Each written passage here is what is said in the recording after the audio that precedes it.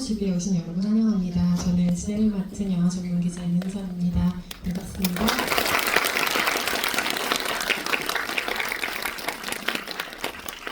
오늘 개봉일이라 저도 이 영화의 정식 개봉일을 정말 오래 기다렸는데요. 기다려주셨던 많은 분들이 많으신 것 같아서 굉장히 기쁘고 개봉일은 다른 날과 다르게 조금 더 많이 긴장되고 떨리기도 하는 날인 것 같습니다.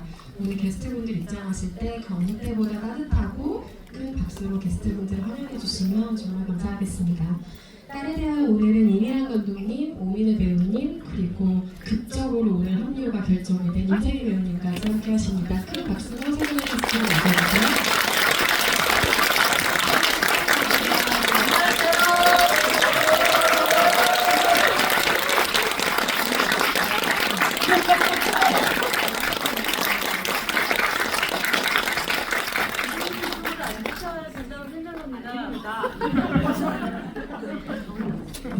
네, 네.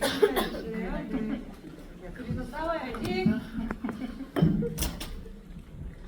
네, 오늘 오랜 그 영화제 일주를 돌고 돌아서 지난해 부산국제영화제는 시작으로 정말 수많은 영화제에서 먼저 상영을 하면서 관객과 만나왔던 이 영화의 정식 생일입니다. 개봉을 너무너무 축하드리고요. 오늘 오신 관객 여러분께 각자 인사 한 말씀 더불어서 개봉 소감도 간략하게 들려주시면 감사하겠습니다. 감독님부터 하실까요? 네, 고마워. 영혼님을 뚫고 여기로 와주신 분들에 너무 감사드리고요. 네, 감사합니다.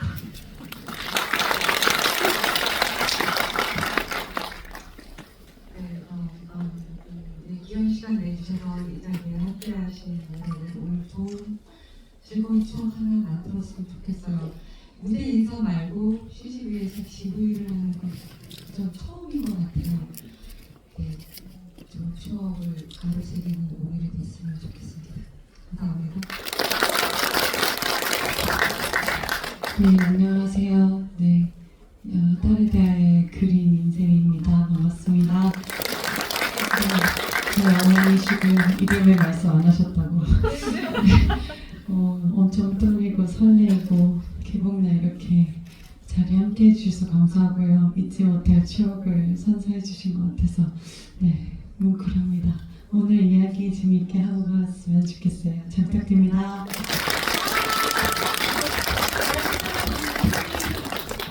모두 끝인사 같은 분위기로 인사해주셨지만 지금부터가 본격적인 시작이라는 거. 원작을 읽으신 분들도 계실 테고 아니면 이 영화를 통해서 딸에 대하여라는 작품의 세계관을 처음 만나신 분들도 계실 텐데요. 미는사에서 발간한 젊은 작가 시리즈 중에 김혜진 작가의 동명 소설을 스크린으로 옮긴 작품이고요. 이 시리즈에서는 이전에 82년생 김지현이라든지 그리고 보검교사 아는 형 같은 작품이 먼저 스크린과 OTT로 관객을 만난 바 있습니다. 어떤 책을 읽을 때는 이것은 영화가 될 운명을 타고난 작품이구나라는 짐작을 하게 되는데요. 저는 원작 책을 읽을 때 딱 그런 기분으로 책장을 넘기는 독자 중에 한 명이었고 그렇게 스크린이라는 새로운 매체를 거쳐 탄생한 이 영화 경로가 우선 너무너무 반가웠다는 말씀을 드리고 싶습니다. 원작을 읽으셨던 분들이라면 아시겠지만 이 영화의 원작에서는 책에서는 엄마의 긴 톡백으로 서술이 되는 형태를 취하고 있습니다. 그런데 영화는 오늘 보셔서 아시겠지만 원작의 말들에 비해서 엄마의 말이 굉장히 덜어내어졌죠. 이 영화 속 엄마는 어떻게 보면 말이 오히려 없는 사람이라고 설명을 할 수가 있을 것 같은데요. 오히려 모든 상황에 차분한 관찰자로 인상을 저는 이 영화의 엄마에게 받았습니다. 그래서 오히려 목소리를 내는 순간을 더 주목하게 되는 효과가 있는 것 같고 오민혜 배우님 목소리가 항상 좋다고 생각했는데 이 영화를 통해서 어떻게 이렇게 차분하고 우아한 목소리로서 엄마가 구현됐을까라는 생각을 했어요. 그리고 저는 그 목소리가 주고 있는 인물의 힌트가 굉장히 많다는 생각이 들었습니다. 그 사람의 과거도 조금 더 구체적으로 상상을 하게 되는 것 같고요. 구체적인 연기를 위해서 그 엄마의 특징으로 삼으신 가장 첫걸음이 무엇이었는지 궁금해요. 제가 표현한 것처럼 목소리일 수도 있고 누군가에겐 자세일 수도 있고 의상일 수도 있고 여러 가지 방식이 있으니까요. 우민혜 배우님께 질문 드립니다. 질문이 되게 어려운 것 같아요. 목소리 이거는 그냥 제가 갖고 있는 거니까 뭐 그렇다 치더라도 글쎄요. 저는 여기에 엄마의 가장 큰 무기는 얼굴에서 나타나는 피로감? 그 피로감이 아니었을까 그런 생각을 해봅니다. 머리에 색칠 염색을 제때 할 수 없을 정도로 자신을 돌보는 일에는 어찌 보면 손을 좀 놓고 있는 그 엄마의 캐릭터를 우리가 영화가 시작하자마자 바로 집중해서 만날 수가 있는데요. 긴 독백이었던 원작과 달리 주변 인물들의 형체가 조금씩 영화 안에서 구체화되면서 오히려 엄마의 캐릭터가 조금 폭넓어진 효과가 있었다는 생각이 듭니다. 다른 인물의 말과 상황에 이 인물이 어떻게 반응하는가를 보게 되면서 더 구체화된 엄마를 이 영화를 통해서 만날 수 있었고요. 이민환 감독님은 각색의 과정에 있어서 사실 그 독백을 전달하는 가장 쉽고 친절한 방식은 내레이션이 있을 수 있을 것 같아요. 그래서 그렇게 대사 전달의 방식을 택하는 대신에 영화만의 영상 언어로서 스크린에 이 작품을 어떻게 옮겨올 것인가를 치열하게 고민했다는 인상을 영화를 통해서 받았는데요. 저는 침묵과 여백 그리고 시선의 교환과 엇갈림이 아주 거리감을 시각화하는 탁월한 힘이 있다는 영화라는 생각이 들었습니다. 무엇을 텍스트와 다르게 영화로 보여줄 것인가에 있어서 큰 테마로 생각하셨던 것이 있다면 무엇인지 그 접근에 대해서 한번 여쭤보고 싶습니다. 테마라고 하면 영화적 주제를 말씀하시는 건가요? 영화로 어떻게 보여줄 것인가, 원작과는 다르게 시각화해야 하는 작업이니까요.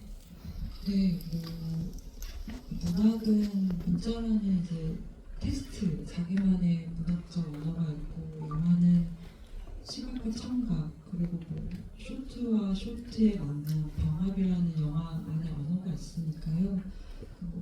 워낙 좋은 원작이 있기 때문에 제가 처음부터 이제 글을 쓰지 이렇게 파고들지 않아도 된다는 부담감이 조금 덜했기 때문에 영화적 언어에 되게 집중할 수 있었던 것 같아요. 그래서 문학에 있던 풍부한 내면적 독백들을 어쨌든 오로지 배우의 힘으로 배우라는 가장 저한테는 미장센, 배우 그 자체가 미장센인 큰 무기가 있으니 이거를 잘 표현하고자 애를 썼습니다. 그 애를 쓰셨다고 표현하신 것 중 하나에는 공간의 포착도 있을 것 같아요. 실제 공간들을 비추는 카메라를 보면서 현실감을 더하는 장치로서 발휘가 된다는 생각이 들었는데 그 중에 이들의 집을 어떻게 보여주는가의 문제가 아마도 프로덕션상의 좀 큰 과제가 아니었을까 싶어요. 그러니까 더 정확하게는 이들이 느슨한 공동체를 이룬 다음에 엄마 홀로 살아가던 그 공간이 어떻게 변화했는가를 보여주는 방식이 사실 영화를 보기 전에 제가 가장 궁금했던 방식 중에 하나였어요. 딸이 나간 뒤에 대부분의 엄마들이 그렇듯이 그 방을 창고처럼 엄마가 쓰고 있는 초반 장면이 등장을 하는데 그게 점점 사람이 사는 공간처럼 보이고 밥 대신에 수박 반통을 막 퍼먹던 엄마, 물에 급하게 밥을 말아먹던 엄마에게 자기도 모르게 생기는 변화들, 자기도 모르게 바뀌는 공기들이 이 그린과 레인의 등장으로써 그리고 후반부에는 제니까지 데려오면서 그 변화들이 생기는데요. 그 변화하는 공기들을 카메라에 또 어떻게 담고 싶으셨는지 카메라 감독님과는 그 집의 변화를 보여주는데 어떤 논의들을, 고민들을 나누셨는지도 궁금합니다. 관객분들이 되게 직접적으로 느끼셨을 것 같아요. 어쨌든 색채가 변함이 있죠. 엄마의 첫 등장에서는 첫 등장부터 늦은 오후 집으로 언덕배기로 올라서 집으로 왔더니 밤이고 늦은 밤 이렇게 TV 불빛만 켜놓고 수박을 먹는 그 주변이 다 어둡고 그 사운드조차도 여름밤에 창문을 열어놨을 때 들려오는 오토바이 소리, 택배 기사 소리, 여러 가지 다양한 좀 조용한 가운데 일상의 앰비언스들을 넣으려고 했고요. 이건 좀 딴 얘기인데 저희 영화가 너무 막장찍걸 하지도 않고 음악도 없다 보니까 여러분들이 팝콘을 못 드시는 거예요. 알을 사놓고 못 드시는 거예요. 얼음이 쩔어버리니까. 그래서 아 이거 너무 영화라는 게 입에 달콤한 것도 들어가고 우유도 먹고 이래야 되는데 너무 못 드시는 거 보고 제가 뒤에서 아이쿠 이 음악을 좀 넣었어야 됐나 그런 생각을 하면서 어쨌든 근데 그린라이트 애인이 들어오면서 우리 집에 색이 들어오죠. 사람이 들어온다는 건 온기가 나온다는 거니까요. 근데 온기는 표현할 수 그러니까 추상이니까요. 그걸 어떻게 표현하느냐고 했을 때는 저는 아까 말씀드렸듯이 쇼트라는 무비가 있으니까 그 쇼트의 색을 채우기 시작한 거죠. 집안의 빛도 아까 이제 제이가 있을 때 케이몽넷이 그 빛으로 들어오는 넓은 창 엄마가 있었을 때는 그 창이 보이지 않았거든요. 등 뒤로만 있었고 어쨌든 사람의 온기를 색채감으로 많이 표현하려고 했습니다.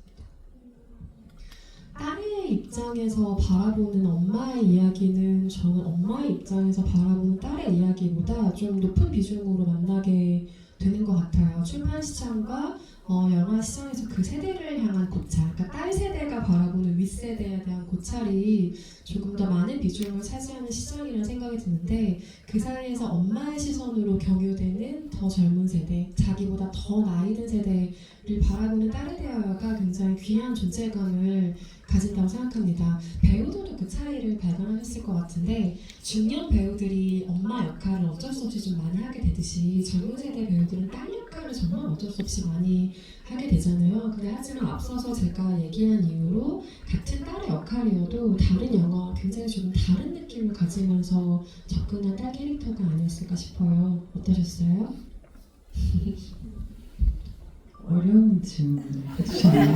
큰일 났네. 오늘 다 어려운 질문을 제가 하고 있어요. 아니 저기 지금 오늘도 지구이라기보다 학술에 온 것 같은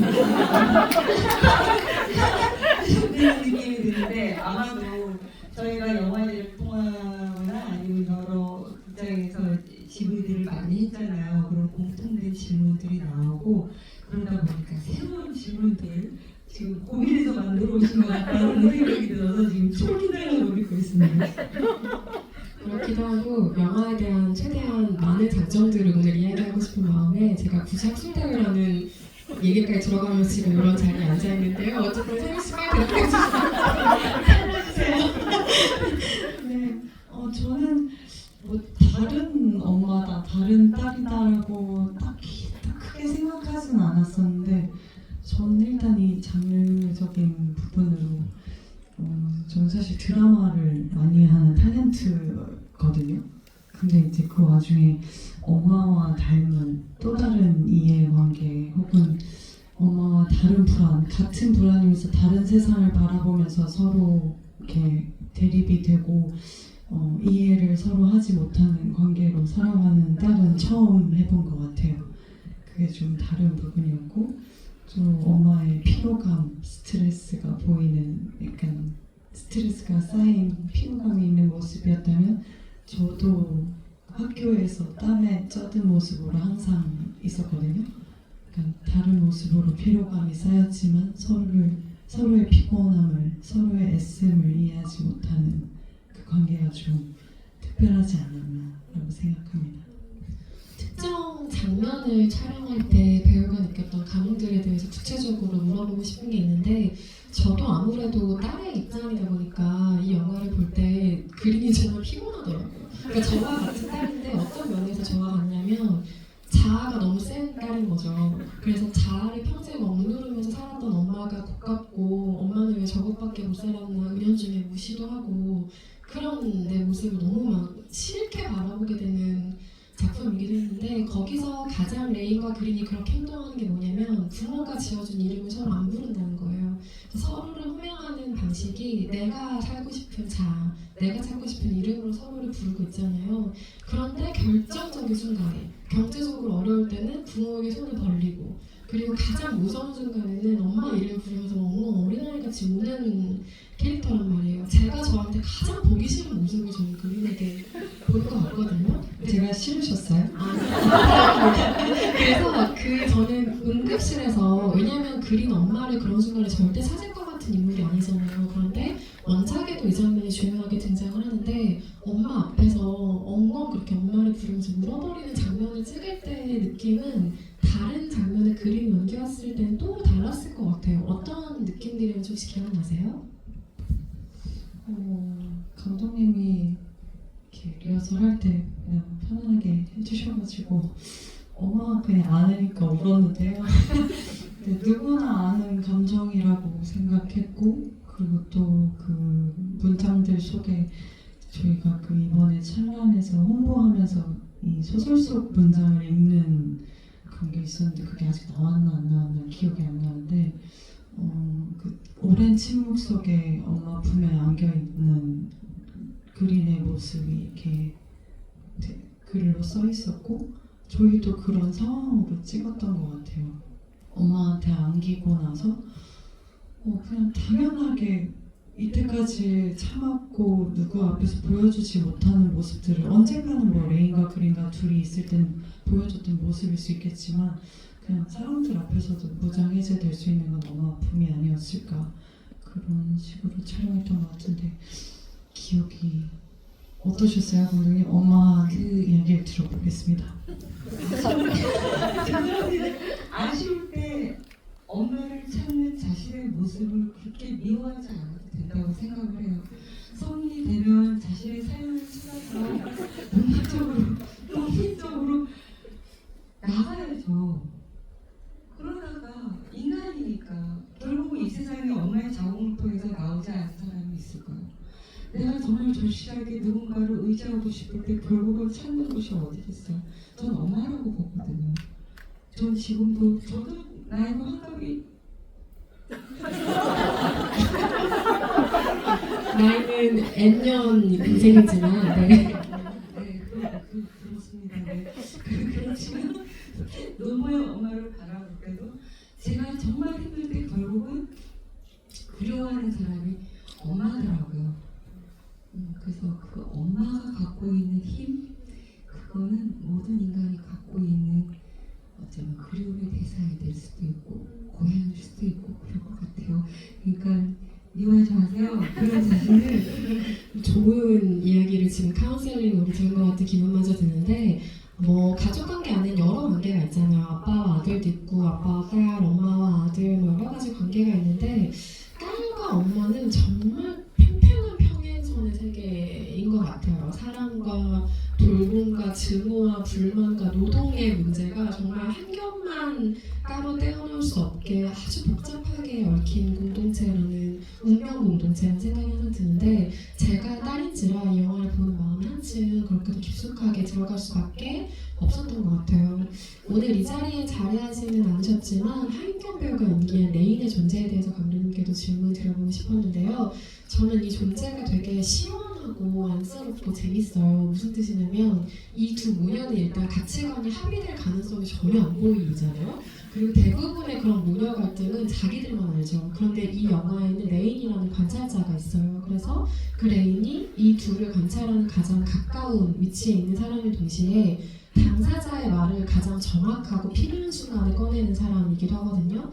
이 이야기 안에서 레인의 몫은 그림과 다르게 어떤 역할들로 만들어주고 싶으셨는지 하인경 배우가 오늘 자리하지 않았기 때문에 감독님께 질문 드려봅니다.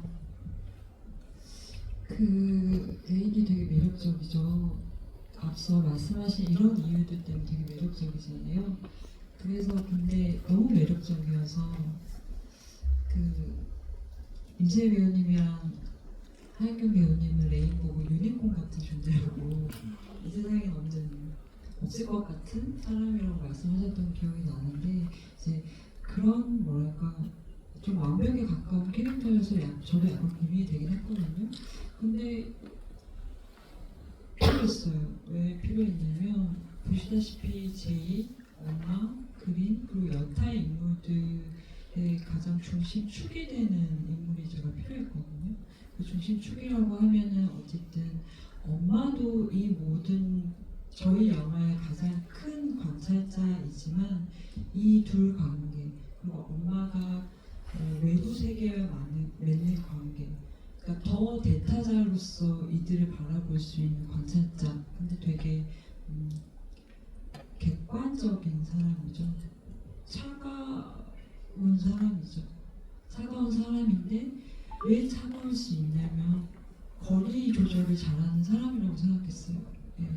저희가 너무 가까우면 앞뜨거하고 너무 멀면 정 떨어지고 막 이 양가적 감정 안에서 살아가잖아요. 근데 레이는 이미 그 모든 과정들, 힘든 과정들, 자신의 성소수자로서 이미 많이 달려든 사람이기 때문에 그 거리 조절을 되게 잘하는 사람처럼 저는 느껴졌어요. 그래서 엄마한테 더 다가가고 싶지만 엄마가 불편해하니까 본인이 조절을 하잖아요. 그런 중심축을 가진 인물이 저한테 필요했어요. 왜냐면 저희 영화의 인물들이 뭐 말은 하진 않지만 막 크게 액션하진 않지만 되게 뜨거운 사람들이거든요. 그렇기 때문에 조금 온도를 낮춰주듯 영화의 어떤 평행추를 잡아줄 수 있는 사람으로 필요했고 하윤규 배우님 결혼하니까 너무 따뜻하신 거예요. 너무 멋있죠.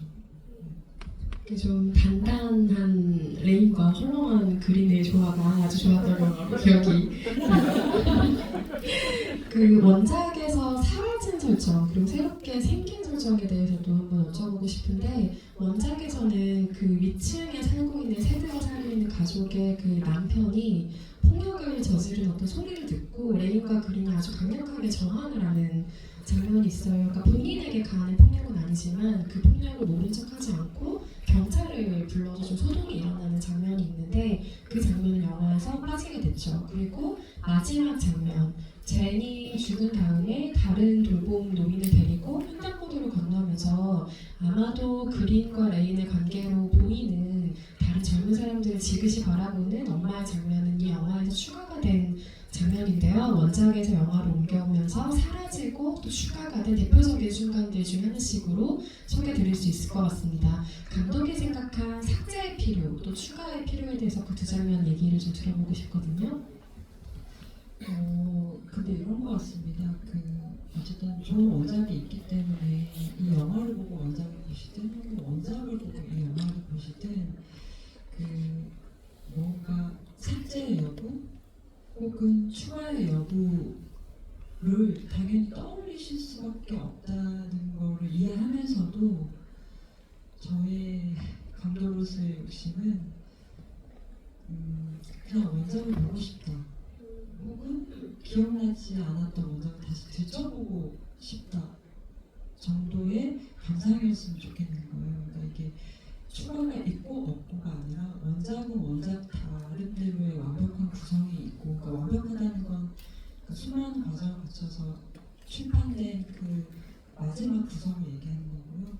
영화도 영화만의 구성으로서 관객분들한테 다가갔으면 좋겠는 거예요. 그래서 이렇게 쪼개기 시작하면 정말 영화에서도 영화만의 장면들이 되게 많고 소설도 소설만 하고 있는 장면들이 되게 많아요. 그거를 비교하기 시작하면은 관객으로서 독자로서 재미가 약간 떨어지는 것 같아가지고 제가 뭐 영화에 추가된 씬에 물을 때는 대답을 하긴 하지만 좀 뭐랄까요 톤이 달라요. 그래서 톤이 다르기 때문에 원작은 원작만의 톤앤 매너가 있고 영화는 영화만의 톤앤 매너가 있어서 이걸 쪼개서 이어붙이기 시작하면 좀 재미가 없으실 것 같아요. 그래서 그럼에도 불구하고 에필로그에 대해서만 말씀을 드리자면 이것도 원작과 비교하게 되면 원작에서는 엄마가 스스로를 내가 변할 수 있을까? 물음을 던지면서 입을 꼭 다문 고집스러운 노인이 보인다라고 끝나요. 그러니까 본인은 변하고 싶지만 쉽지 않을 것 같다라는 내면적 정서를 돋보이고 전달하면서 소설이 끝이 나거든요.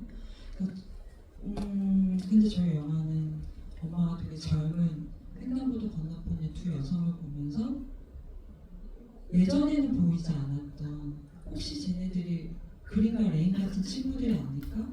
그린과 레인을 겪지 않았을 때는 저 두 친구들은 그냥 친한 친구라고 생각하셨을 것 같거든요.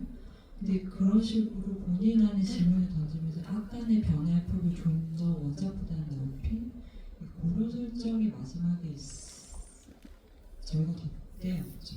네. 너무나 우는데 너무나 현장을 들은 기분으로 지금 이야기를 듣고 있었고요. 그런데 하필이면 다음 질문이 정말 쪼개고 쪼개는 질문이라 제가 너무나 민망한데 하지만 이것은 영화 언어로서만 설명되는 장면이기 때문에 꼭 궁금해서 여쭤보고 싶은 장면이거든요. 엄마가 재단 사무장에게 찾아가잖아요. 찾아가서 후원 명단이라도 좀 달라라는 이야기를 하고, 그럼 엄마한테 그 사무장이 굉장히 무례한 얘기를 하죠. 혹시 받기로 하신 게 있냐 이런 이야기를 하면서 생판 남이시잖아요 라는 이야기를 해요. 근데 저는 그 다음 숏이 되게 재밌었던 게 엄마가 국수를 먹거든요.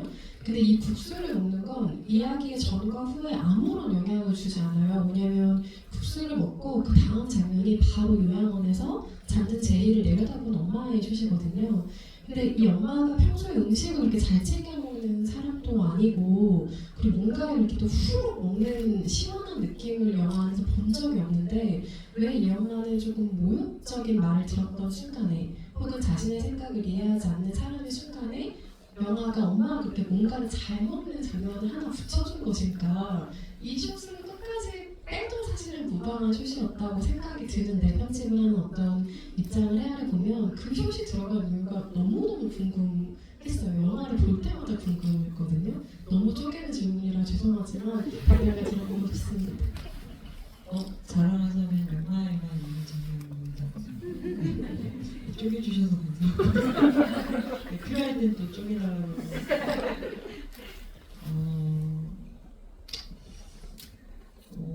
원래는 영화라는 게 여러분 많이 보시잖아요. 액션과 리액션, 혹은 설정 쇼트라고 해서 두 사람이 다 보이는 쇼트들로 이루어지는 되게 일반적인 쇼트의 구성이거든요. 원래 남이시잖아요 하면은 약간 실망한 엄마의 얼굴로 다음 커트가 보는 게 저희가 익숙한 영화적 혹은 드라마적 쇼트의 구성인데, 좀 재미가 없더라고요. 그러니까 또 엄마 얼굴 당연히 이미 관객들은 알고 있잖아요, 엄마의 반응을. 근데 그거를 또 아는 반응을 계속 붙이는 게 재미가 없어서 저희 영화를 엔차 관람하시면 그런 리액션 쇼트들, 커트들이 의도적으로 많이 빠져있어요. 그 자리에 다른 게 들어왔어요. 그래서 저희 영화가 제 생각에는 그렇게 호흡이 느리지 않은 것 같거든요. 왜냐하면 그런 되게 공식적인 일반적인 쇼트의 리듬을 제가 깨려고 엄청 애를 썼어요. 깨면서 그 국수 다음에 그 되게 조용한 요양원이 붙었기 때문에 그 국수 쇼트가 힘을 발휘하는 거거든요. 그러니까 이런 식으로 좀 영화만의 리듬을 찾으려고, 그래야 여러분이 보시기에 좀 덜 지루하실 것 같아서 그런 거를 편집 감독님과 많이 연구를 했습니다.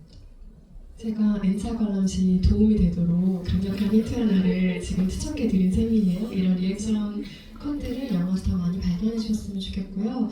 오민혜 배우님이 연기한 엄마의 마음을 따라가는 일은 때로 제가 젊은 세대이기에, 아직 엄마가 되지 않은 세대이기에 조금 버겁기도 하고 너무 안쓰럽기도 하고 때로는 이해가 되지 않는 어떤 길이기도 한데요. 저는 이 사람이 그 제이에게 갖는 강력한 그 공감력이 두려움에서 온다고 생각을 했어요. 그러니까 원작에서 엄마는 제이를 젊은 날에 자기의 힘과 정성과 마음과 시간을 자기랑 아무 상관도 없는 사람한테 함부로 줘버린 사람이라는 표현을 쓰거든요. 그래서 그 결과가 하필이면 이런 모습인 거죠. 치매에 걸려서 아무도 개혁을 못하고 찾아오는 사람도 없고, 사람들에게 그래도 된다는 듯 너무 당연하게 그냥 잊혀지고 있는 사람인데, 그 제이에게서 엄마는 자기의 가까운 미래를 봤을 것이고 조금 더 멀게는 딸의 미래를 보았겠죠. 그래서 제이와 엄마의 관계성이 이렇게밖에 만들어질 수 없었을 텐데, 저는 오민혜 배우님이 하시는 대사로서 전달되는 엄마의 마음 중에 가장 흥미로웠던 게, 우리 어르신은 그런 취급 받으실 분이 아니에요 였어요. 그럼 엄마가 생각하는 그런 취급이 따로 있다는 거잖아요. 그래서 어머니를 연기하는 오민혜 배우는 그 말을 어떻게 이해하고 받아들이셨을까 굉장히 궁금했어요. 왜냐하면 그거는 제이의 입장을 대변해주는 말이기도 하면서 자기의 입장을 항변하는 말처럼 들리거든요. 그런 취급이라는 말이 어떻게 생각하셨는지 한번 여쭤보고 싶습니다. 네, 지금 머리가 지금 팽팽팽팽 돌아가는데 그때 촬영하면서 그런 취급 할 사람이 아니다? 근데 우리는 어떻게 인간이 저렇게 행동할 수 있지라는 말들을 종종 쓰기도 하잖아요. 그래서 인간에 대한 너무나 그 제가 나중에는 뭐 사람 뭐 이런 식의 얘기들을 하는데 제가 지금 말이 어디로 가고 있는지 지금 모르겠는데 오늘 진짜 많은 일정을 소화하고 오셨거든요. 오늘 많은 일정을 소화하고 오셨어요. 주연 배우로서 또 다급한 일정들. 젊은 시절 그렇게 가치 있고 의미 있는 일을 하던 사람이 나이 먹어서 치매에 걸리고 그래도 그때는 누군가 존경하는 사람들이 있었을 것이고 많은 사람들이 옆에서 뭐 여러 가지로 함께 그분에 대한 존중심이 다 발현이 되었을 거라고 생각을 하는데 아 치매에 걸렸다? 그렇게 혼자된 노인이 되었다라고 해서 저렇게 무시당하고 사람으로서의 대접도 받지 못하고 그럴 수 있는 것인가? 입장을 바꿔서 나 또한 내 삶을 충실히 살아갔고 열심히 살았는데 나 또한 늙어서 만약에 치매에 걸린다면 나 또한 저렇게 되겠네 라는 어떤 이 삶에 대한 어떤 인간의 삶에 대한 그런 부분에 대한 고민이 굉장히 컸을 것 같아요. 네, 지금 몸도 너무 고달퍼지고 있고 아침에 다르고 점심 때 다르고 저녁 때 달라지거든요. 몸 컨디션이. 그러면 내가 내일 어떻게 될지도 모르는 상황에 대한 불안감이 굉장히 커져요. 내가 경제적인 능력, 나 이제 내가 늙어서 계속 내가 경제적인 능력을 시대함을 유지하면서 살아갈 수 있을까? 어떤 것도 나를 지금 안심하고 내 노후의 삶을 이어갈 수 있게 할 만한 게 아무것도 없어요. 그렇다고 해서 이 엄마가 내가 너를 어떻게 키웠는데 너 내 노후를 장만해줘야지 하고 이렇게 뻔뻔한 건 없단 말이에요. 이제는 이 시대는 자식한테 내 노후를 책임져줘라고 얘기할 수 있는 사회도 아니잖아요. 그러다 보니까 정말 의지가 없고 홀로 서 있는 나무 같기도 하고 그런 거죠. 그래서 거기에 대한 그 불안감, 두려움 그것이 굉장히 크게 차지를 했던 것 같아요. 그러려면 고쳐지려면 일단 사람들이 서로를 존중하는 마음 그런 것이 있었으면 좋겠는데 내가 아무리 선심을 써도 어떻게 뭐 받은 거 있냐 그렇게 얘기하는 사람들 주변에서 너무나 많이 영화 속에서 엄마는 누구보다 자신의 삶이자 엄마의 삶에 충실한 삶을 살았던 사람이기 때문에 가질 수 있는 반응들을 보이는 사람이라고 생각해요. 그 중에서 엄마라는 자격은 사실 한국 사회에서 너무 무겁죠. 그래서 이 엄마는 딸을 바라보면서 내가 공부를 너무 많이 시켜서 우리 딸이 정상성의 본주에 들어가지 못하는구나 자책감마저 가진 엄마인데 사실 엄마는 한 번도 이름으로 불려지지 않잖아요. 이 영화에서 엄마가 이름을 갖지 못한다는 것도 중요한 설정인데 물론 이력서에 스쳐가듯이 오주희 씨라는 이름이 잠깐 등장하긴 하지만 내 엄마는 이름이 그냥 지워지고 누군가를 낳고 기른 역할로서 자기의 자격을 평가받는 한국 사회를 버티고 살아온 사람이란 말이죠. 내가 엄마 역할에 그만큼 떳떳하게 충실했기 때문에 가질 수 있는 마음이 이 엄마 캐릭터에게는 있구나라는 생각이 그 장면 앞뒤로 계속해서 들었던 기억이 나고요.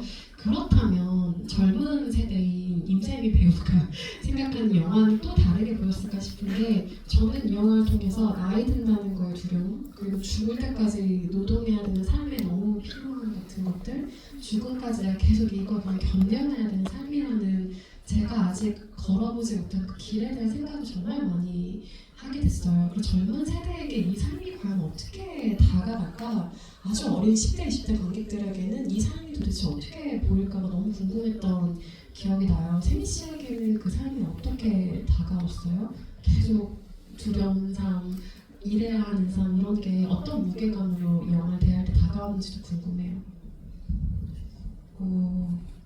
민혜 선배님 엄마가 느끼는 정도의 불안감이나 어떤 피로감까지는 아니었던 것 같아요. 사실적으로 보면. 근데 저도 불안한 그러니까 이 배우라는 직업이 불안하고 약간 일용직 같다라는 생각이 계속 드는 저 자신이거든요.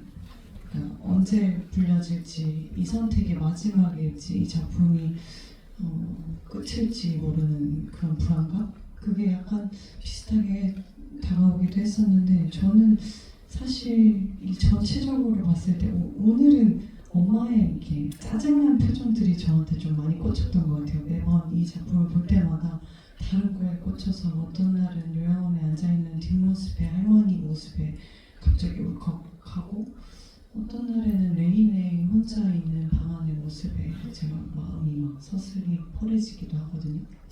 근데 오늘은 그 이력서에 있는 정말 젊은 미네 선배님의 얼굴이 왜 이렇게 뚜렷하게 보이는지 저 소녀는 저 숙녀는 어떤 꿈을 꾸고 살았을까 그런 생각이 갑자기 문득 들었어요. 그래서 그런 생각이 들면서 저 자신, 그러니까 인간 임세미도 그렇고 배우로서 살아가는 삶도 그렇고 비슷하게 불안함이 어떤 농도로 자리 잡고 있는 것 같아요. 그런 생각들을 하면서 과연 우리는 어떤 세대를 마주하게 될까 그런 생각이 되고 그리고 오늘 칼럼 써주신 거를 마지막에 봤는데 우리가 서로의 과거이고 현재이고 미래이다라는 얘기 하셨죠? 맞아요. 아직 공개는 안 된. 죄송합니다.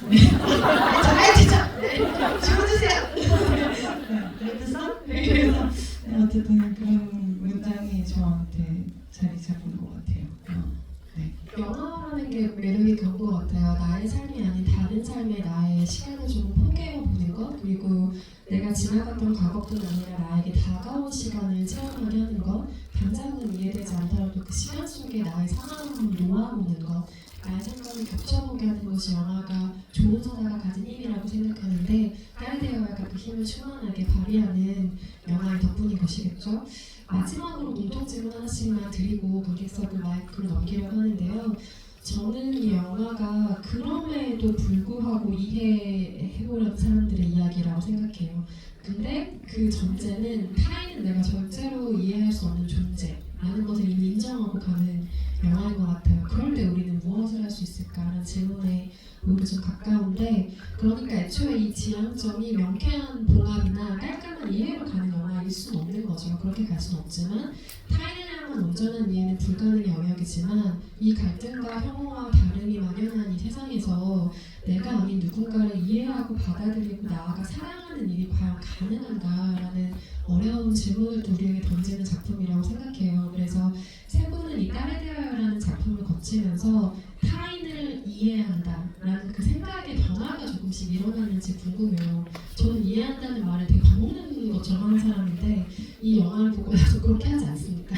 이해한다는 것이 얼마나 어렵고 불가능한 영역인지를 더 깊숙하게 깨닫게 된 변화가 저에게는 있었어요. 그래서 그 이해한다, 타인을 받아들인다는 개념에 대해서 이 영화를 만나기 전과 후에 세 분께 어떤 변화들이 있었는지 여쭤보겠습니다. 세미 씨부터 할까요? 네. 저는 오늘도 보면서 그 이해한다, 내가 존중한다, 혹은 사랑한다라고 표현이 되는 것 같아요. 제 마음에는. 그래서 제가 살아가려고 하는 선택들 혹은 아니면 이건 지키고 싶어라고 생각하는 것들 뭐 예를 들면 제가 지키고 싶어하는 자연이나 환경이나 동물이나 인간 외의 것을 더 지키려고 노력하는 편인 것 같거든요.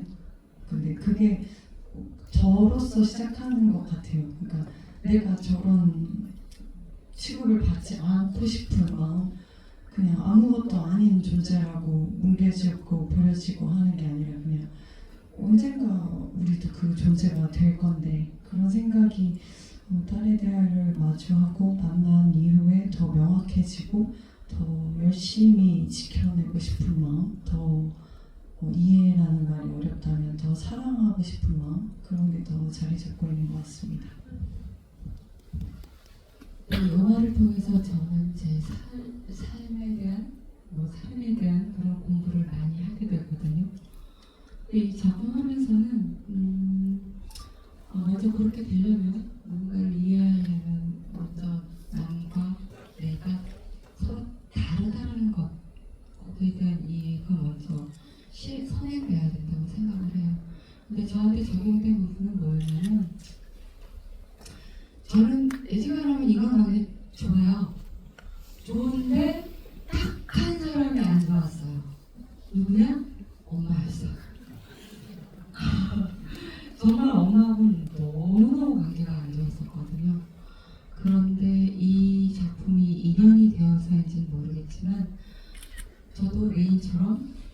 그렇게 엄마한테 다가가듯이 조금씩 다가가는 노력을 했었고, 그러면서 엄마한테 앞으로 우리는 그 전에는 좋은 추억을 만든 적이 없다.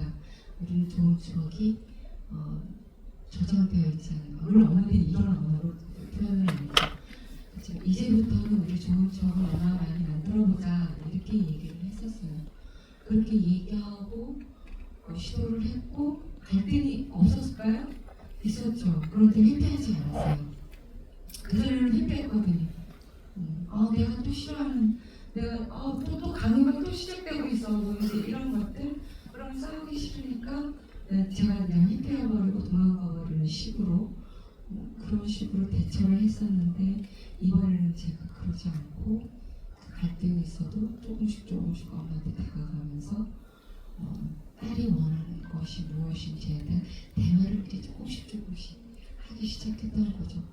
그리고 지금 관계가 굉장히 좋아졌어요. 그래서 지금 내일 또 우리 엄마가 마침 생일이세요. 내일 또 엄마 오시고 이제 또 엄마에게 요즘 계속 파일럿이라는 영화를 또 엄마 오시려고 보여드리고 그랬더니 엄마가 다리가 많이 불편하시거든요. 그래서 나다니지를 않으신다고 하는데 힘겹게 이제 파일럿 모시고 보시더니 기분이 좋으셨나 봐요. 그래, 앞으로는 네가 나오는 영화는 꼭 보도록 하자, 불러다오 뭐 이렇게 말씀하셔서 내일 엄마 생일이니까 그럼 엄마 내일도 가요 며칠 전에. 그래서 거기에 대한 준비해놓고 내일을 기다리고 있답니다. 실제로 지금 본인의 출연자 한 편도 걸기 힘든 이 불경기의 시대에 오민혜 배우님 지금 3편의 작품이 오늘 이후부터 등장하는 되는 거죠. 빠르네요.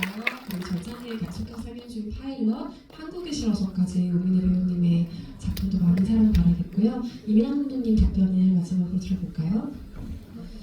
오민혜 선배님의 엄마와의 관계와 세민 씨의 어떤 개인적인 그런 두 개만 해도 저희 영화가 할 일을 했네. 그만 들었고요. 근데 여러분도 그러실 것 같아요. 어쨌든 이 영화를 보고 떠올리시는 사람, 떠올리는 누군가가 저는 있으실 것 같거든요. 네, 저는 그러려고 이 영화를 만든 거라서요. 네, 저희 영화가 혼자 보기에는 아깝고 엄마가 생각나시면 엄마랑 다시 오셔도 좋을 것 같고, 그렇게 관계를 확장해 나가는 것, 그 애를 쓰는 것, 그러려고 이 영화를 만들었습니다. 네, 그랬으면 좋겠습니다.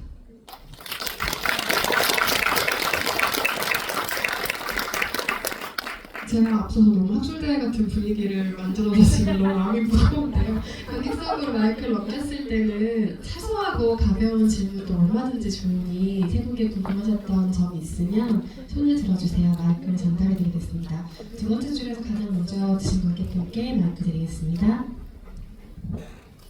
네, 영화 너무 잘 봤습니다. 올해 본 한국 영화 중에 가장 좋았던 것 같아요. 만들어주셔서 감사합니다. 질문이 원래 어려운 거 드리려다가 말씀하시니까 가벼운 거 드릴게요. 그 오프닝 보면은 수박을 무겁게 들고 계시잖아요. 그 모습을 보는데 이제 중반부에 보면은 그 두 친구가 굉장히 웃으면서 가벼운 마음으로 수박을 드는 모습이 인상적이었는데요. 그 기사님 포함해서 네 분의 가장 좋아하는 과일이 무엇인지 답변해 주시면 좋을 것 같습니다. 저는 그 왜 하필 수박을 들고 오냐 뭐 이런 식의 질문일 줄 알았는데 돌고 돌아 허랄지를 이런 분이 어떤 걸 좋아하세요? 과일을 좋아하시나요? 과일을 다 좋아해가지고 없어서 못 먹지 않나요? 지금 추석 전이어가지고 엄청 먹었거든요. 사과는 매일 먹고요. 다 좋아합니다. 네. 저는 체리랑 그다음에 그냥 아오리 사과를 제일 좋아해요. 네, 저도 다 좋아하는데 제가 세미의 절기 유튜버로서 절기의 과일을 좋아하고요. 그때그때 제철에 나는 것을 좋아합니다. 이제 사과랑 배랑 자도를 마무리하고 있습니다. 네. 네, 저는 딸기 좋아합니다. 다음 질문 받겠습니다. 질문 있으신 관객분 손 들어주세요. 질문 있으신 관객분 어디 계신가요? 네, 바로 옆에 계신 관객분이시네요. 영화 너무 잘 봤습니다. 일단 제가 질문하고 싶은 게 딱 하나 있었는데 그 중간중간에 위층집 애기들이랑 놀아주는 장면이 나오는데 그걸 또 엄마가 마주치거나 보고 있었던 장면으로 기억이 남는데 혹시 그 장면에도 의미가 따로 있으신지 궁금해요. 그 아이들의 의미를 아이들과 많이 엄마 어떻게 느끼셨어요? 뭔가 느끼셔가지고 질문하신 것 같아서 제가 조금만 단초를 받으면서 저는 엄마가 혹시 그들의 그 엄마가 원하는 그들의 미래의 모습을 있지 않았을까 보면서 생각이 들었어요. 네 맞아요. 그 되게 정상가족이잖아요. 그 딸 하나 아들 하나한테 그 사이 좀 우리 원작에서는 아까 우리 혜선 모두님도 말씀하셨지만 폭력 남편으로 나와요. 가정폭력 휘두르는. 근데 뭐 그런 지점을 제가 좀 과감하게 많이 바꾸었는데 왜냐면 엄마는 그림과 레인이 그런 지금 영화에서 보이는 안락한 되게 정상가족의 본질에서 벗어나 있기 때문에 그것의 대비 효과를 좀 확실히 빨리 주고 싶어가지고 그 아이까지 이제 등장시켜서 화목한 가정 데뷔해주고 그렇게 설정했습니다. 네, 질문 관객분 모두 감사합니다. 다음 질문 있으신 관객분 계신가요? 저쪽 끝에 손 드신 관객분께 마이크 드립니다. 저 정동진 영화에서 보고서 너무 좋아가지고 정식 개봉하면 꼭 봐야 돼서 좀 달려왔는데 극장에서 보니까 더 좋아서 감사하다는 말씀 드리고 싶고요. 그래서 제가 보면서 막 질문할 거 새끼를 생각하는데 궁금한 게 너무 많아가지고 두 개만 빨리 하면은 저는 아까 말씀 주셨던 그런 취급을 당해도 그런 취급 당하실 분 아니에요 라고 하셨을 때 이제 그분이 그런 취급 당할 사람이 어디 있어요? 라는 답이 돌아오는데 저는 사실 그 답에 훨씬 마음이 갔었거든요. 그래서 제가 받아들이기에는 연결이 되는 게 그 할머니랑 이제 엄마랑 딸이랑 이 셋의 공통점이 지금 결혼을 안 했거나 아니면 결혼할 때 사별을 했다거나 그러고 아직 레즈비언이랑 결혼할 생각이 없거나 이런 혼자 있는 여자라는 것도 있지만 어쨌든 할머니도 되게 유명한 인사였고 되게 배운 사람이고 그때 당시에 해외를 계속 다니시던 분이고 이 엄마도 지금 언뜻 나오는 걸로 봐서는 일단 집주인이고 그리고 요즘 세계에서 성공의 포부. 자가를 가지고 있어요. 그리고 어쨌든 딸도 잘 모르겠지만 어쨌든 대학에서 강사를 할 정도면은 되게 배운 집안이고 그리고 먹고 살만한 집이구나라는 생각이 들었어요. 그래서 그 엄마가 말하는 그런 취급받을 사람 아니라고 발끈하는 부분에서 저는 약간의 계급성을 되게 느꼈거든요. 그런 사람에 나도 들어갈 수 있을까? 저는 만약에 늙으면은 저는 그 1인실은 절대 못 쓸 것 같고 저는 8인실에 들어가 있는 사람일 것 같거든요. 그래서 이 영화 이 전체 주인공들한테 나오는 뭔가 계급성에 대해서 뭔가 감독님이 따로 쓰시면서 생각했던 부분이 있으신지 되게 궁금했었고요. 두 번째는 보면은 실버 취준생 분투기라고 예전에 되게 화제가 됐던 그 깨버치 대역 그 탈론 쓰신 그 내용이 딱 중간에 나오잖아요. 취업 이제 다시 하러 갔을 때 너무 배운 게 많고 대학도 나오셨고 한 일도 너무 많고 하시는데 그거를 좀 지우셔라 이 얘기가 나오는데 이거가 원래 원작에는 안 나온 부분인데 감독님이 추가를 하신 것 같은데 이 얘기를 어떻게 이 영화에 추가해야겠다고 생각이 드셨는지 어떤 생각에서 이렇게 잘 어울리겠다고 생각하시는지 설명해 주세요. 네, 오늘의 모임은 학생들이 너무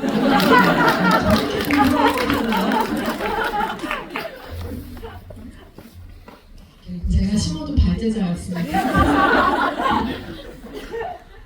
제가 페이퍼를 제출하면 안 될까요? 계급성 이런 것 같아요. 저는 저희 여학생 엄마가 되게 좋거든요. 왜 좋냐면 되게 모순적인 사람이에요. 그 모순적인 모습이 저는 너무 좋아요. 되게 배우고 밖에 나가면 우아하게 막 괜찮긴 하지만 내 딸이니까 안 되고 내가 모르시던 어르시니까 안 되고 그런 모순성이 너무 재밌는 거예요. 그래서 확장하자면 본인 안에 아주 깊은 곳에는 나도 다른 사람일 수 있고 내 딸은 그래서 더 달라야 되고 그래서 나는 이 어르신을 모실 수 있다는 계급 의식까지는 아니지만 본인의 자아가 되게 큰 사람인 거죠. 근데 생각해보면 너는 내 딸인가에서 주어가 너는이 아니라 내 딸인 거잖아요. 좀 그것도 되게 웃긴 거예요. 그러니까 정말 그 말의 방향이 딸인지 자기인지 너무 자아가 큰 사람이라 그런 모순적인 모습을 보이는 게 그게 저희 영화 같기도 하고 우리가 흔히 보아왔던 그 중요한 여성들이기도 하고 근데 그 자부심 없으면 또 못 견디거든요. 저희 어머님들이 그 자부심 때문에 그런 돌봄 노동의 힘든 노동도 할 수 있는 거라고 저는 생각을 하기 때문에 두 번째 질문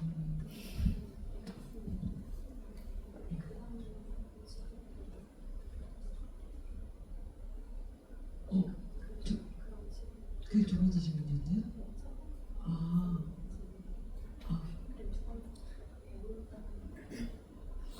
이력서요? 네네네. 그게 저도 이제 이 영화를 찍으면서 나름대로 공부나 취재를 많이 했는데 진짜 엄마가 배운 사람이 나오잖아요. 그래서 내 딸이 많이 배우려고 교육을 시켰고 근데 뭐 딸도 교육을 안 시켰지만 뭐 비정규직이고 그래서 그 부당한 대우를 받고 있는 것에 대해서 내 딸은 교수가 아니라 강사라고 직접적으로 딱 찝을 만큼 되게 뭐랄까 많이 배우고 성장한 사람인데 그런데 일을 하려고 하면 지금 할 수 있는 일은 많지 않은 거예요. 왜냐면 가진 게 자신의 자가가 있지만 자가는 현금이 아니잖아요. 현금을 유통해야 생활이 가능해요. 현금을 유통하기 위해서는 어쨌든 노동을 지속해야 되는데 지금 할 수 있는 일이라고는 그 돌봄 노동밖에 없는 거예요. 왜냐면 엄마가 기술이 있겠어요. 무언가를 할 수 있는 자본이 있겠어요. 오로지 가진 건 자기 목동아리 하나고 지금 할 수 있는 건 배우지 않고 그 돌봄의 돌봄 노동인데 그래서 그 일을 하는데 그 일을 하는 사람들은 말이 많으면 안 된다고 생각을 하는 거죠. 왜냐면 윗사람들 보기 불편하니까요. 그러니까 너무 많이 배우면 말이 많고 까칠하고 뭔가 되게 자의식이 강할 것 같으니 아예 그 이력을 다 지우고 못 배운 사람을 취업하게끔 유도하는 게 그 인력 센터에서의 이제 그 관리자의 말이었던 거죠.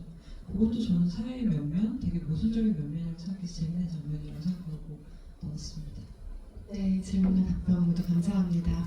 또 다른 질문 있으신 관객분 계신가요? 네. 이제 두 번째 줄 가운데에 계신 분께 마이크 전달 부탁드립니다.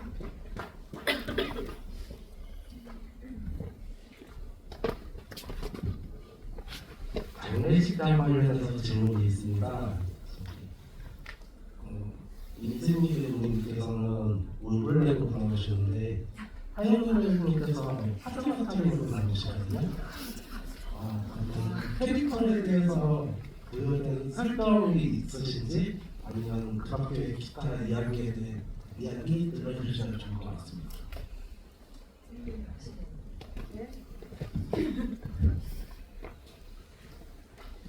네, 감독님 말씀하실 건데요. 네. 저는 거의 그러니까 TMI로 보면 저는 거의 감독님 옷을 입었고 저희 메이는 거의 저희 패션쇼 하듯이 많은 화려한 옷을 그 중에 너무 다 잘 어울렸는데 히피스럽고 멋스러운 힙쟁이 옷을 골라 입었었습니다. 네. 그 장례식 바지 때문에 의견이 되게 불편했어요. 저희 연출팀 절대 아니다. 레인이 그렇게 볼성으로 영상을 올리고 아니 말해줄게 막 또 풀어주고 다 하지만 그렇게 이야기는 아니다. 근데 감독님 왜 자꾸 그러고 이 표현을 하냐. 저의 이유는 그 레인이 나름대로 멋쟁이잖아요. 되게 옷을 잘 입는 설정이었고 자기만의 스타일이 있는 친구라서 예의는 지키되 정체성을 잃지 않는다. 하영경 배우님의 말입니다. 근데 저는 이제 그게 저의 의도였던 거죠. 그래서 하영경 배우님도 뭐 이럴 수 있죠 하고 이제 받아주셨거든요. 근데 저도 요새 좀 볼 때마다 너무 갔나? 저거 좀 오반가? 라는 생각을 하면서도 재밌는 것 같아요. 네. 못 보신 분들은 이 역시 N차원을 나눠서 장례식 장면 확인해 주시면 좋을 것 같고요. 한두 분 정도 질문 다 받을 수 있을 것 같은데 질문 있으신 분 계신가요? 네. 세 번째 줄 관객분께 마이크 전달드립니다. 영화 인상적으로 잘 봤습니다. 질문하고 하고 싶었던 게 그 영화에서 레인이랑 그린의 관계도 그렇고 또 어떻게 보면은 그 엄마와 그 제이의 관계도 그렇고 그 주변 인물들을 이렇게 잘 이해를 받지 못하는 관계라는 생각을 많이 했는데요. 그런 관계 제가 사실 원작을 읽었었는데 그 원작에서는 특히 그린과 레인의 관계가 그렇게 구체적으로 나와 있는 부분이 많이 없다고 생각했는데 영화에서는 그래도 이렇게 일상적인 그런 엄마의 집으로 내몰리는 상황 속에서 코인이라는 그런 장면을 치는지 아니면 그러니까 조금 구체적으로 그런 모습들이 나왔던 것 같아요. 그리고 그런 피어인 걸로 추정되는 그런 다른 배우들의 모습도 나오고 하는데 감독님께서 그 배우님들께서는 이런 이해하지 못하는 사람들의 모습을 좀 구체화하는 데 있어서 좀 신경 쓰시는 부분들이 있는지 그런 게 좀 궁금했고요. 그리고 엄마와 그리고 그린이 각각 중요하게 생각하는 그런 각각 이해받지 못하는 관계들이 어떻게 서로 교차하고 있는지 그것도 조금 질문을 드리고 싶었습니다.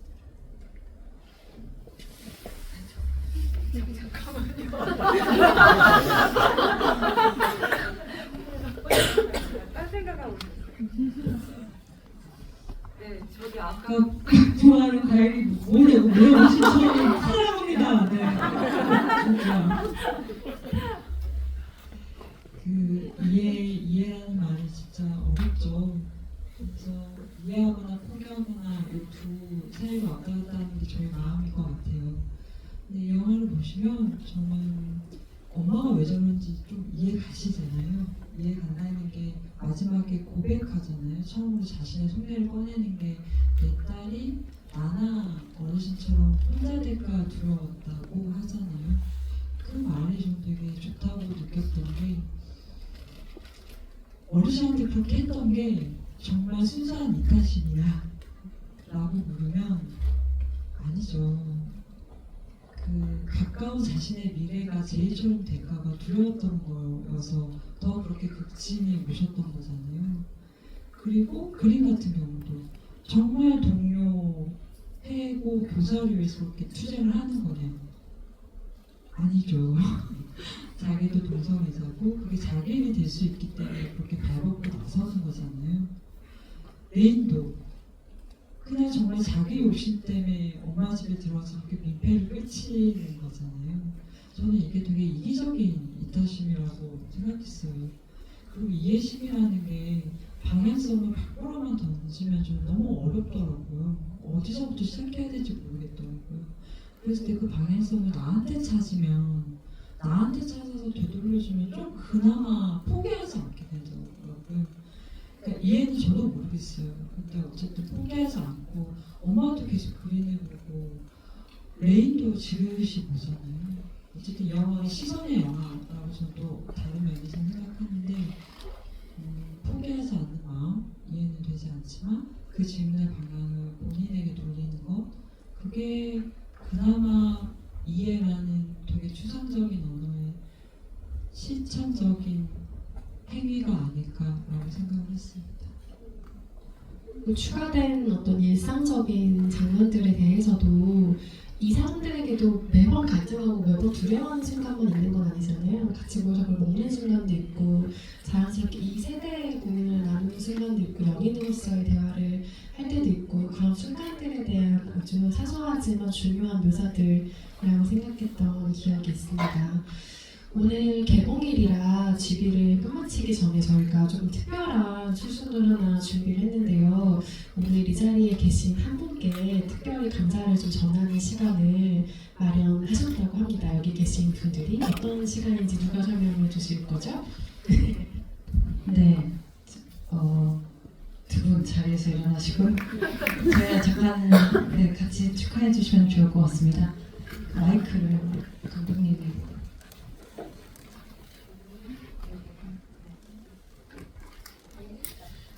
저희가 오늘 왜 이런 자리를 공식적으로 갖게 됐냐면요.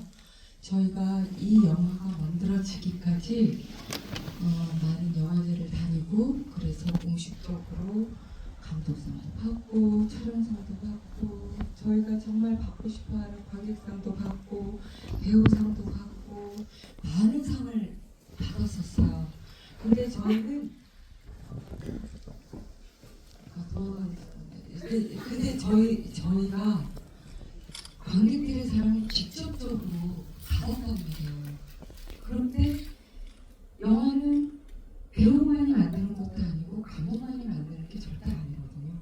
그 제작자와 함께 고생을 하고 그리고 그 많은 시간을 함께 하면서 사랑을 만들어진 건데 저는 관객들한테 너무 많은 사랑을 받았어요. 근데 제작자라는 이름으로 통화가 안 돼. 사람들 앞에서 드러난 적이 없는 거예요. 저희들이 영화를 만들고 앞에서 사랑을 받는 거에 그 모든 뒤치다거리 다 하고 그리고 다 뒤청소하고 그런 일들을 꼼꼼하게 다 지금도 하고 있거든요. 그래서 그 감사의 표시로 여러분 앞에서 공식적으로 우리가 감사하는 마음을 전하려고 이런 자리를 마련했습니다. 네, 좀 많이들 같이 함께 좀 박수를 쳐주시면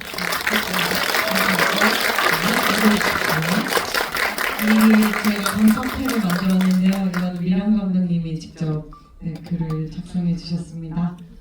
네, 뵙겠습니다. 시상에는 네, 공민혜 선배님이 도와주시고 이글거는 미랑 감독님이 읽어주시겠습니다.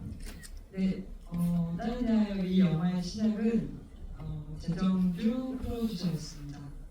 영화의 첫 번째 관객 역시 재정주 프로듀서였고 가장 마지막에 극장에 나서는 이 역시 재정주 프로듀서라는 것을 압니다. 그리하여 이 영화는 당신입니다.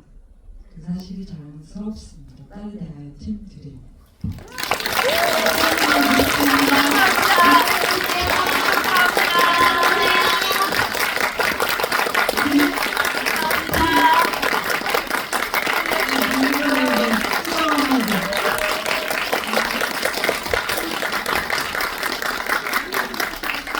제작사 아토의 재정주 프로듀서님이십니다.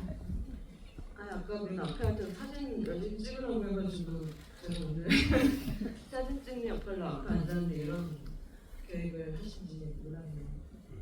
이러실 수가 있죠. 감사합니다. 감사합니다.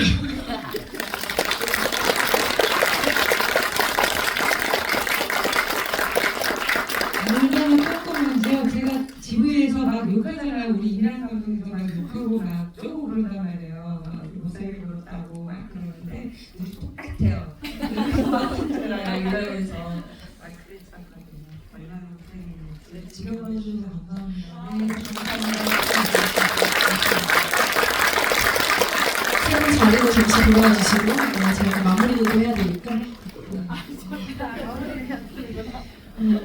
현장에서 얼마나 많은 스태프들이 수고하면서 영화라는 목표 하나를 향해 달려가는지 알기 때문에 그리고 그 얼굴이 되는 사람들의 책임이라는 것도 분명히 그 무게감이 남다르지만 그 뒤를 바치고 있는 한국 영화 듣는 스태프들의 노고를 같이 나누는 건 너무 귀하게 느껴지고요.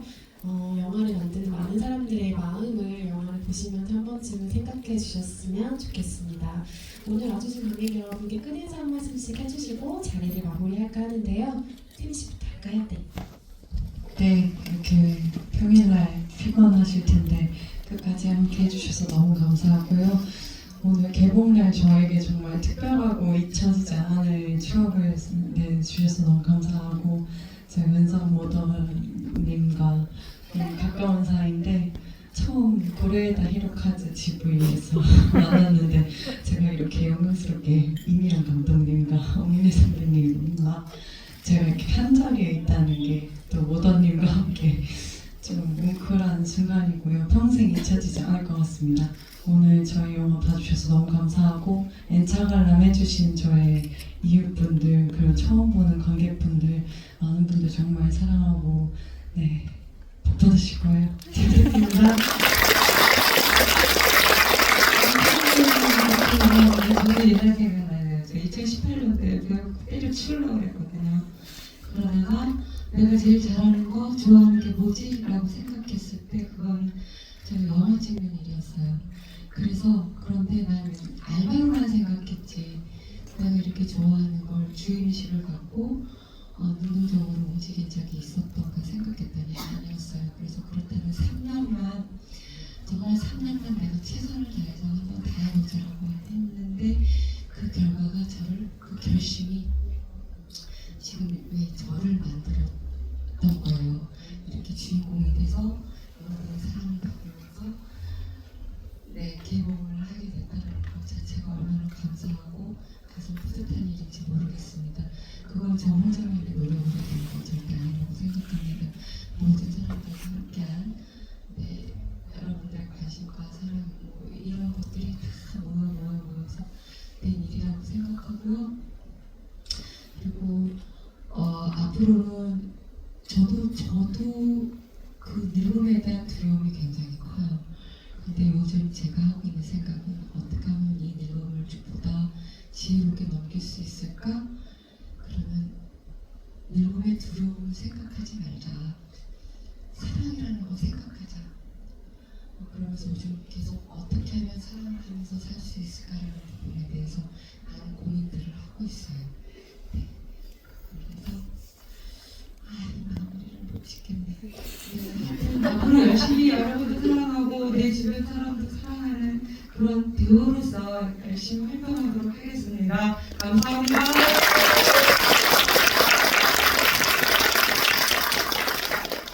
네, 저희가 오늘 첫날이어가지고 이렇게 들떠가지고 사적 얘기를 많이 하게 되는데, 아마 좋은 영화는 개인의 이야기를 꺼내게 만든다고 저는 믿어요. 여러분이 분명히 저희 영화한테 하고 싶으신 말씀이 있을 거라고 생각을 합니다. 그 얘기를 듣고 싶어요. 네, 어디서든지라도 이 영화에 대해서 느끼신 말을 좀 나눠주시면 좋겠습니다. 너무 알고 싶어요. 네. 오늘 감사합니다.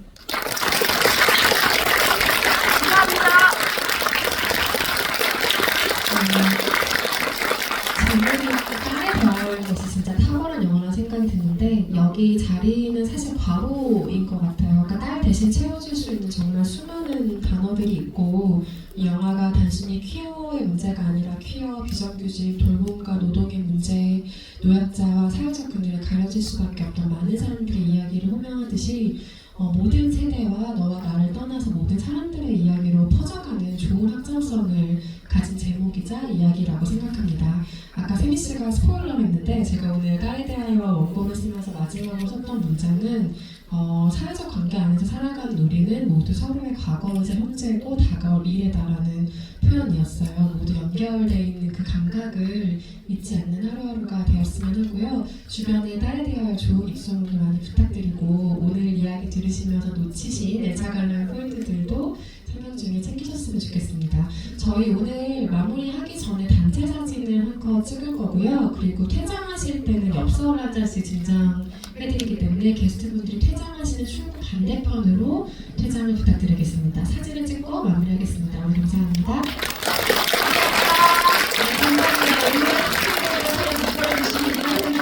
교수님!